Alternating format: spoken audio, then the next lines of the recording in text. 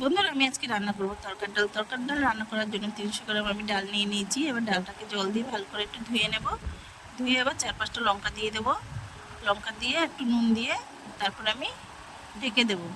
ঢেকে প্রেসার কুকারে 4টে সিটি মেরে নিয়েছি। দেখো আমার ডালটি সেদ্ধ হয়ে গেছে। এবার আমি একটা কড়াইতে তেল দিয়ে 3টে ডিম ফাটিয়ে এবার ভেজে নেব। কুচি কুচি করে ভেজে এবার আমি তুলে নেব। তুলে নিয়ে এবার আমি সেই কড়াইতে এবার আমি তেল দিয়ে তারপরে 2টি তেজপাতা দেব, তারপরে জিরা ফোড়ন দিয়ে তারপর পেঁয়াজ কুচি দিয়ে একটু ভেজে নেব। লাল লাল করে একটু ভাজা ভাজা করে তারপর দিয়ে দেব টমেটো কুচি। টমেটো কুচি দিয়ে ভালো করে একটু নেড়ে চেড়ে ভাজা ভাজা করে নেব। তারপরে স্বাদ মতো নুন দিয়ে দেব।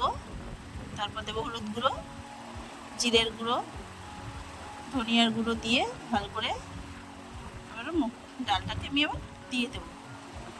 ঢেলে এবার ভালো করে নেড়ে চেড়ে দেখিয়ে দিচ্ছি। দেখো, আমার যদি এই তরকার ডালটি তোমাদের ভালো লাগে আমাকে সাবস্ক্রাইব, লাইক, কমেন্ট, শেয়ার করে দিও।